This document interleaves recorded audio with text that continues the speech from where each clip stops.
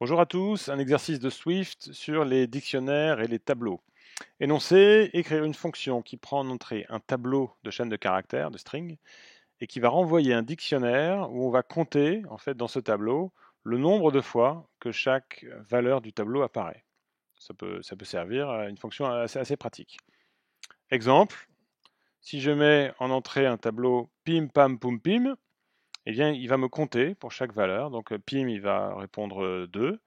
Pam 1 et poum 1. Vous voyez, ça c'est bien un dictionnaire, alors que ça c'est un tableau. La différence sont les deux points ici. Voilà, voilà l'énoncé, donc je vous laisse le faire. Et puis dès que vous êtes prêt, vous pourrez remettre la vidéo pour le corriger. Alors, pour corriger ça, une fonction, mot-clé func, on va donner un nom de fonction, par exemple, je sais pas, compter chaîne, et les paramètres d'entrée de la fonction. On a dit c'est un tableau de strings. On lui donne un nom, on va faire en français aujourd'hui, allons-y, chaîne. Un tableau de string, son type c'est string entre crochets. D'accord? Ça c'est pour l'entrée. Et pour la sortie de la fonction, on va renvoyer un dictionnaire qui compte. Donc il compte, ce sont des entiers. Donc il va renvoyer un tableau de int. J'ouvre ma fonction. Comment va fonctionner l'algorithme? En fait, on va parcourir notre tableau en entrée. Et pour chaque valeur ici en entrée, on va ajouter dans un dictionnaire que l'on va remplir au fur et à mesure. On va compter, on va ajouter 1 à chaque fois pour chaque valeur. Donc on a besoin de créer un dictionnaire qui va nous...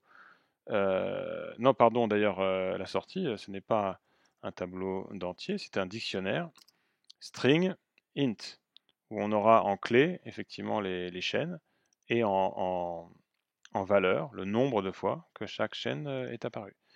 Donc effectivement, notre variable de sortie, moi j'aime bien l'appeler output, comme ça c'est clair, var output, et j'initialise un dictionnaire dont les clés sont des strings et les valeurs des ints, dictionnaire vide. Voilà, c'est comme ça qu'on initialise un dictionnaire vide.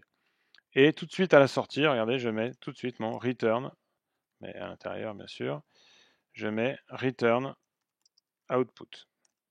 Comme ça, Xcode ne se plaint pas. On a notre dictionnaire en entrée, notre dictionnaire en sortie.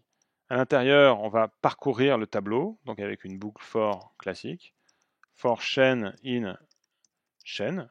D'accord? Chaîne, c'est le nom de ma variable en entrée, de ma fonction, que j'utilise à l'intérieur de ma fonction.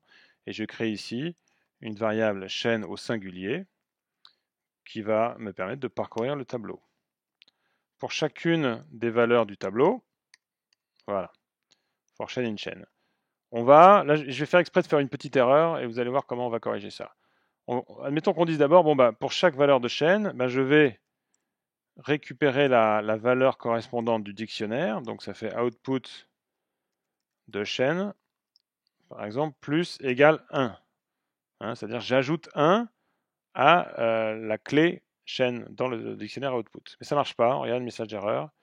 Je ne peux pas ajouter entre un int optionnel, vous voyez le point d'interrogation ici, et un int classique. C'est qu'en fait, quand je fais ici output de chaîne, le résultat c'est optionnel parce que en Swift, on ne sait pas s'il y a effectivement une valeur sur la clé chaîne.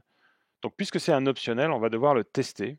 Donc on va devoir vérifier if output de chaîne est non nul, hein, est différent de nil, alors je peux lui ajouter 1.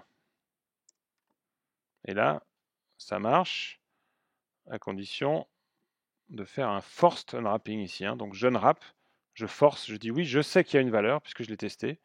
Là, je vous renvoie au cours sur les optionnels hein, pour revoir ça. Voilà, là, ça fonctionne.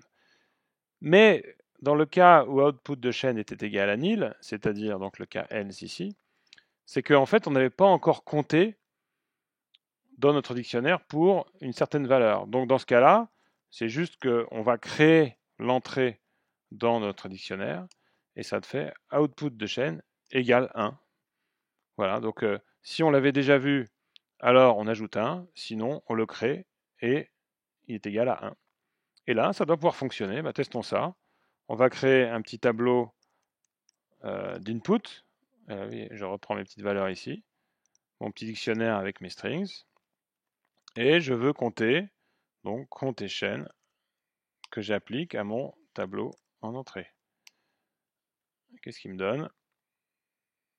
Vérifions, on met un peu de place. Pim, 2, pam, 1, poum, 1, c'est bien ça. Admettons, j'ajoute Toto, bien sûr ici. Eh bien, il m'ajoute bien Toto ici dans le résultat. Si je rajoute encore un petit... C'est lequel? C'est Pim.